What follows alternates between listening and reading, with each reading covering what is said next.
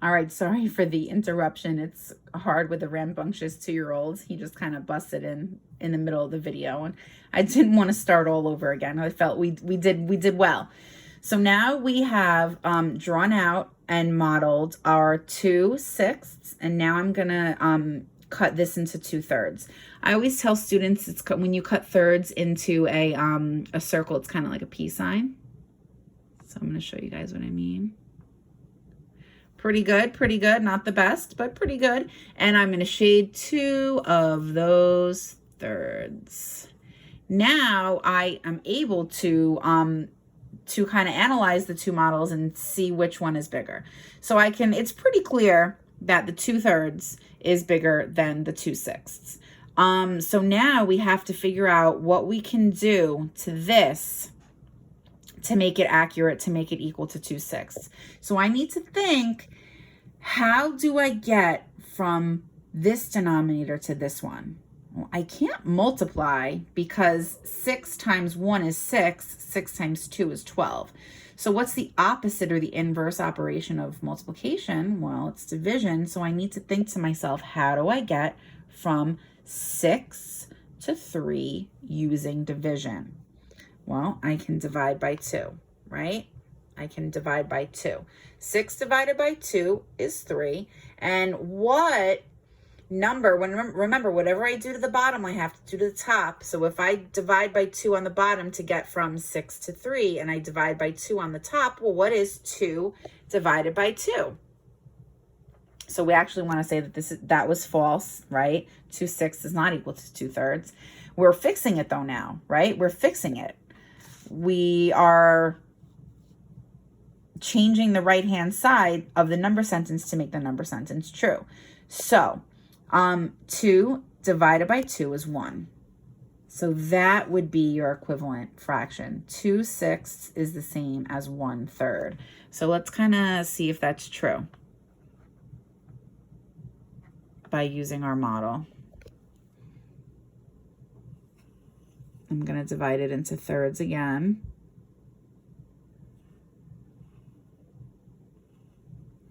And I'm going to shade one of them.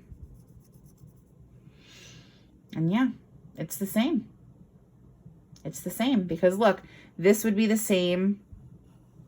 This would be 1/3. These next two would be 2/3. And I have 2 left over. So yeah, these are the same. All right, let's move on to looking at question number 4.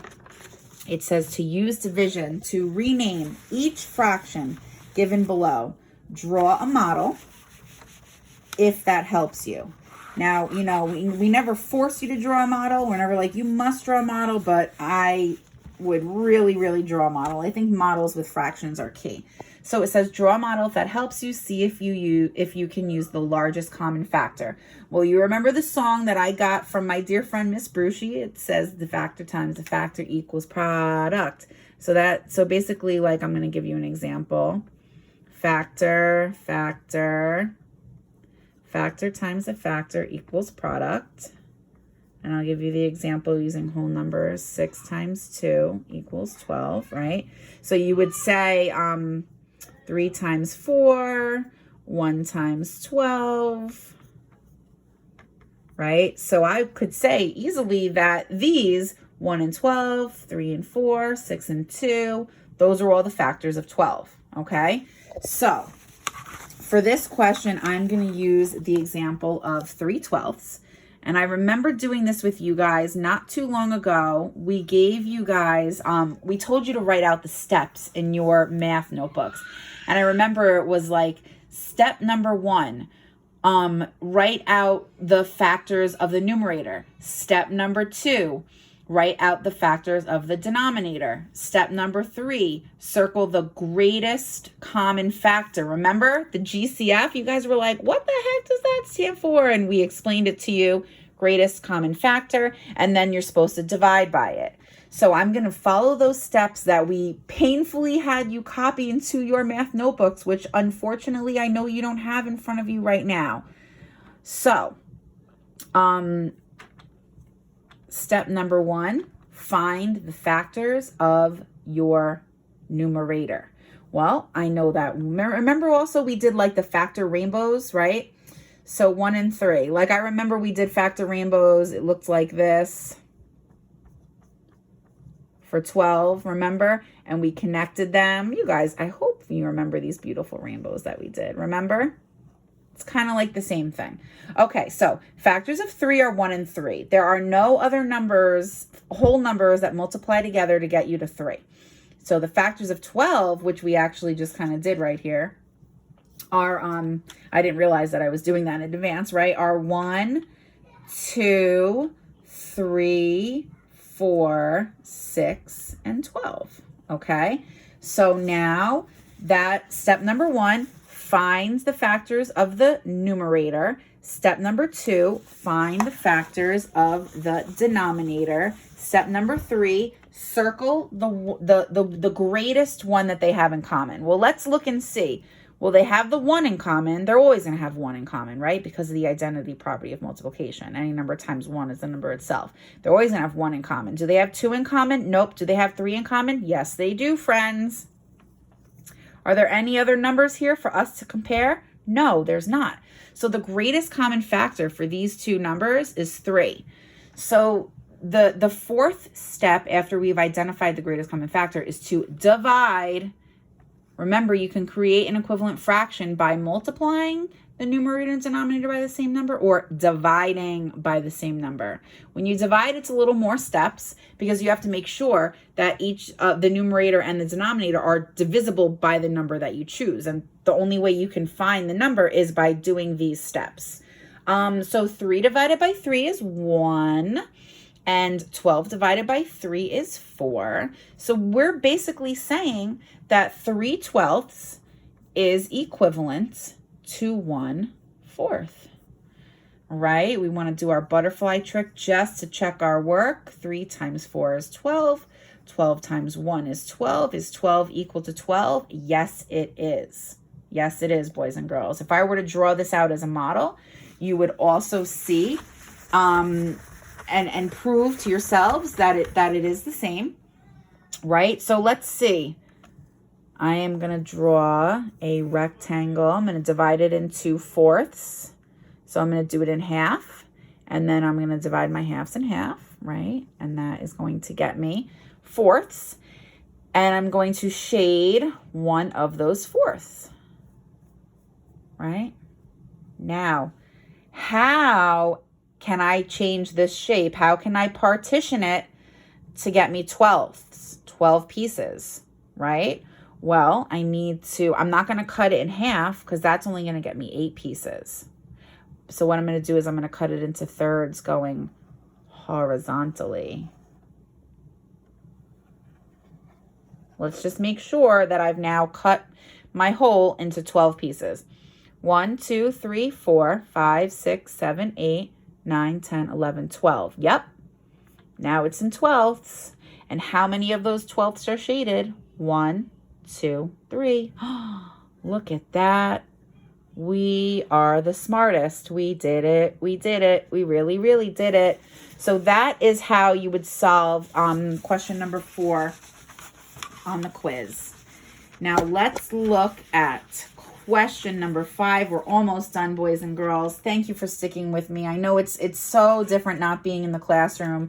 It's crazy. It's crazy. The next question, number 5, it says place the following fractions on the number line given. So I'm going to do a number line for you guys. And this number line starts at the number 1. In the middle is going to be 1.5. And at the end is going to be 2. Or actually, let me put it here so it's consistent with the 1. All right, so let's look at our number line. There we go. We start at 1. Right in the middle of 1 is 1.5. And at the end is 2. So the fraction that it's asking us to figure out is 9/6. Okay, well, that makes sense that it would be a fraction greater than 1 because my number line starts at 1, right? If it was a fraction, a unit fraction of like 1/6, we know it would be to this side of the number line. It would be to the left of the number line because fractions with a numerator that's smaller than the denominator are less than 1. But it makes sense that I'm seeing something that is more than 1 because I know that my number line is going from 1 to 2. So now I really, really, really like using the method of decomposing. I just find that it's visually, it helps me understand it a little bit better. So I want to say, what fraction with a denominator of 6 is equal to 1? So we know it's 6/6. And if I go from 6 to 9, how many am I adding to go from 6 to 9? How much is left over? It's 3, right? 6 plus 3 is 9. So 9/6 is the same as 1 and 3/6. So now I need to figure out where I have to place 1 and 3/6 on the number line. Well, I know that 1 is here. So now I need to go up to get to 3/6. So where on earth would 3/6 fall? Well, I know a couple of things, but I'm not going to give anything away. Some of you may recognize right away what 3/6 is equivalent to. I'm not going to tell you right away, but I am going to tell you in a couple of seconds. So if I have 6, if my whole is divided into sixths, right, that means I'm going to have 3 from 1 to 1.5 and another 3 from 1.5 to 2. So look, I'm going to kind of just partition off. Right? You see what I did there, boys and girls? I partitioned off my whole into sixths so that I can figure out where 3/6 lies. Well, this is one whole. This would be 1 and 1/6, 1 and 2/6, 1 and 3/6, 1 and 4/6, 1 and 5/6. And then this is, 1 and 6/6, which, 1 plus 1 is 2. So that makes sense. And look at that. Ta-da! 1 and 3/6 is the same as 1.5, right? I was hoping that when you guys saw the 3/6 that you would recognize that 3/6 is the same as a half. I know we talked about in school, when the numerator is half of the denominator, it's equal to a half, right? 5 is half of 10. That's equal to a half. 50 is half of 100. That fraction's equal to a half. 30 is half of 60. That fraction's equal to a half. All right. I know we've discussed the patterns that we see and things like that. When we were going from like 1/2 to 2/4 to 3/6 to 4/8. I know we had nice conversations in class. The patterns that we saw, right? You guys had noticed that the pattern for the top number, the numerator, was increasing by 1, 1, 2, 3, 4. And the pattern on the bottom with the denominator was that it was increasing by 2, 2, 4, 6, 8. If you were to continue the pattern, it would be 5/10. Then it would be 6/12, right? So that is how you can solve a question like number 5. We're almost done, folks. Thank you so much for bearing with me. I really hope this is helping you. If you need any further help, we have our Zoom every morning at 11:30. So please don't hesitate to ask the questions. That's why we're here. All right, let's look at number 6. Number 6 says to compare the fractions given below by writing less than or greater than on the lines and then give a brief explanation for each answer. So you see on the test, they want you to write your answer, explain it, all right? So I'm not going to do the examples on the test. I'm going to do another example. I'm going to do 1/3 and 2/4. So remember, we are writing if it is greater than or less than, all right? So I'm going to draw a model. I'm going to draw 2 models, one for 1/3, one for 2/4, and I'm going to compare them and see which one is bigger. Now remember, I try to drill it in your heads. When you're drawing models to compare 2 fractions, you want to make sure that your models themselves, your models, these two are relatively the same size. Remember I was talking to you guys about king size candy bars versus fun size candy bars? You know, the fun size candy bars are those little tiny ones that you get on Halloween. Now, if I were to give a student half of a Hershey king size bar, and then I were to give another student half of a fun size candy bar, you wouldn't say that those halves are equal to each other, right? No, of course not, because I would much rather have a half of a king size bar. So that's why when you are drawing your models to compare fractions, it's very, very important that your models are the same size. So for the first one, we're going to partition it, into thirds.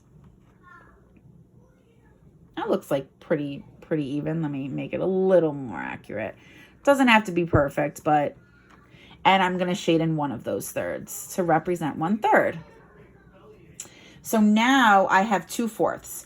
Okay, so I'm going to partition my model into fourths. So I cut it into half, and then I cut it into half again. And I'm going to shade 2 of those fourths. Ooh, what do I notice about 2/4, boys and girls? We just were talking about it on the question prior to this, that it is equal to a half. So now I look at my 2/4 and I look at my 1/3, and I'm really going to see which one is bigger. Well, look, I can kind of tell this is where the 2/4 kind of goes, right? And see how there's this empty space here? Well, that indicates, it shows me that 2/4 is bigger. So I'm going to go over to the question, and I'm going to do my alligator mouth. And this is going to be read as 1/3 is less than 2/4. Remember that our alligator mouth eats the bigger number. In this case, it's eating the 2/4 because 2/4 is greater than 1/3. And to write this out, it says give a brief explanation for each answer. I would just write, I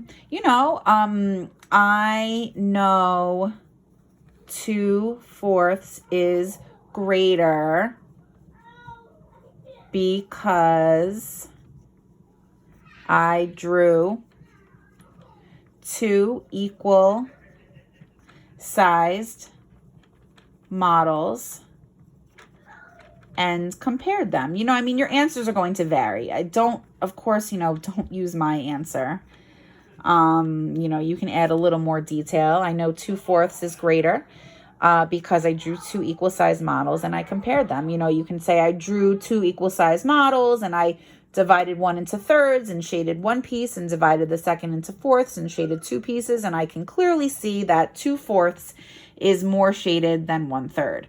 All right, boys and girls, please let us know if you have any questions. Good luck on the quiz. I know you can do it. We're so proud of all the work you've been doing. We miss you so much, and we will talk to you soon. Bye.